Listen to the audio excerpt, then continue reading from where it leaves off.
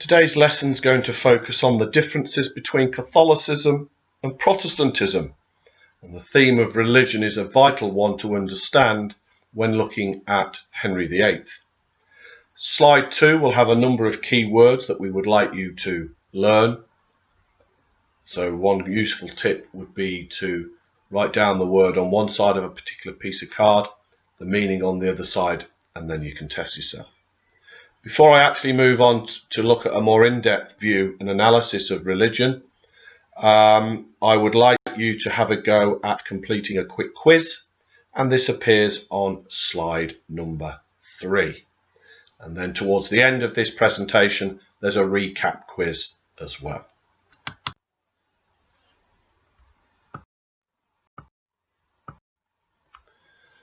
So what was religion like prior to the Reformation? In other words, religion during the Middle Ages. During this time, the church played a very powerful role, from the moment you were born through the moment you died.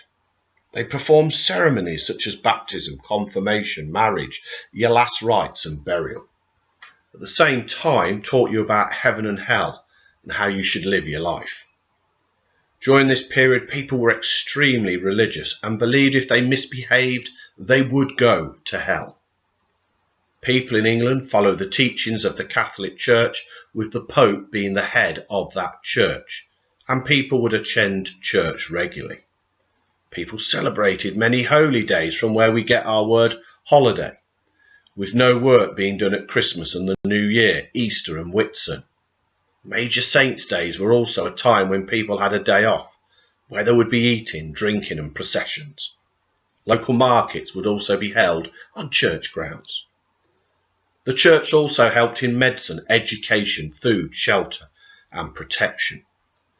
The hospitals were run in the majority of cases by monks and nuns, while the monasteries themselves provided food and clothing and shelter. The church could also provide you with sanctuary, particularly those fleeing the law. The church was also a major landowner, and following the introduction of Norman rule, William I, way back in 1066, gave the church a quarter of the land in England. The church made everybody pay a tithe, a tenth of your earnings. The church also warned people that failure to pay this tithe would lead to you going to hell. You also had to pay for baptism, marriages and burials. Again, failure to pay would, according to the church, lead you to again going to hell.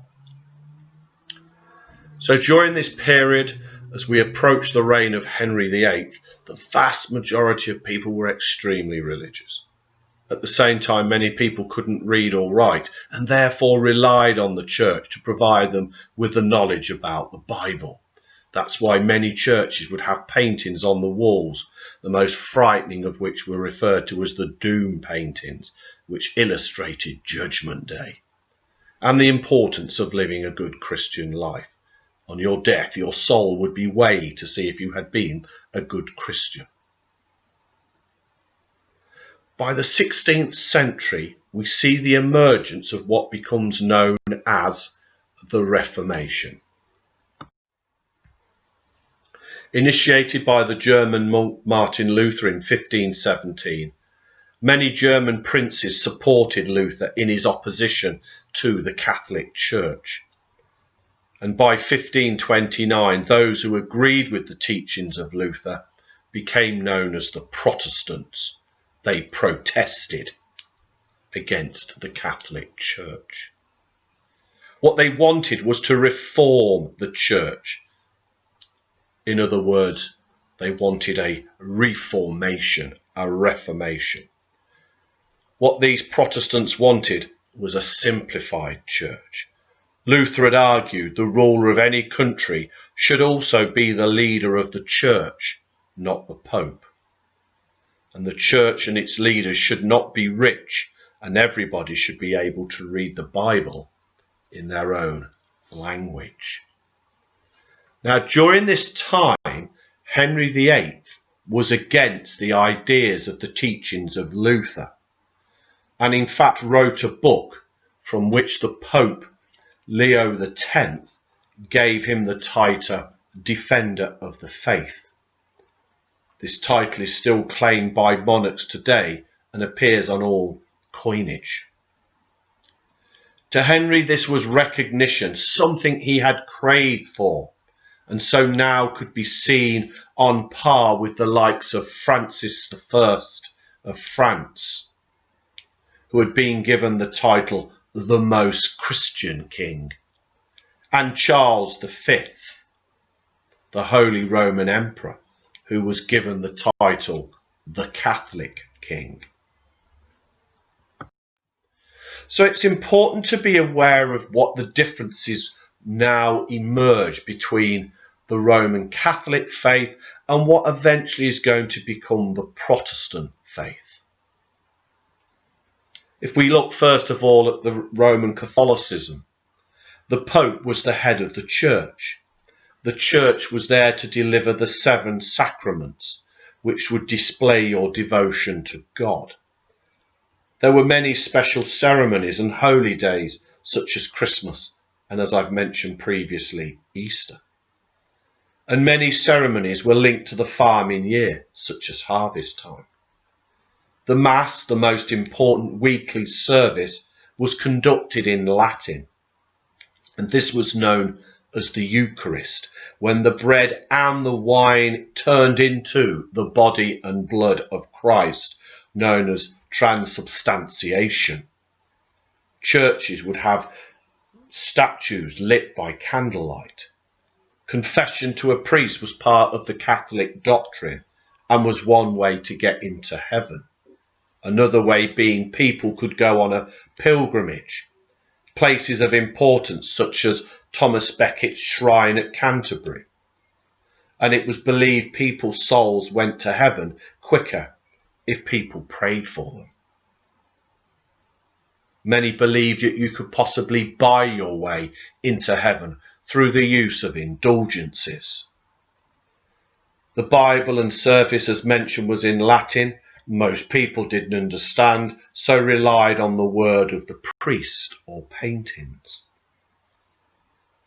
But eventually we're going to see a change, a move towards more Protestantism.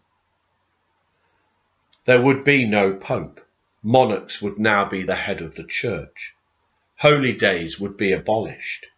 A major impact on the social life of the English village. Ceremonies would now be detached and linked less to the working year, and services would now be replaced from Latin to English. Many statues were removed so people could focus on the Word of God. Candles likewise were removed, and people were encouraged to believe that faith in God was more important. Pilgrimages were discouraged. The shrine at Canterbury Cathedral for Becket was destroyed, and the Latin Bible would be replaced eventually by the English Bible. And even the Eucharist, that most solemn of the sacraments, where the bread and the wine would now be seen as a service of remembrance, known as consubstantia. Now, many of these changes are going to take place particularly after the reign of Henry VIII, but we will start to see these emerging.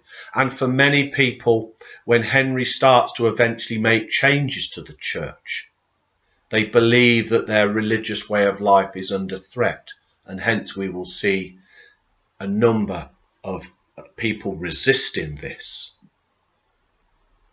most notably the pilgrimage of grace.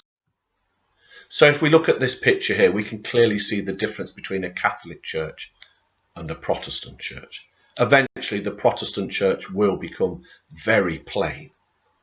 And this is more so in the reign of Edward VI, the son of Henry VIII.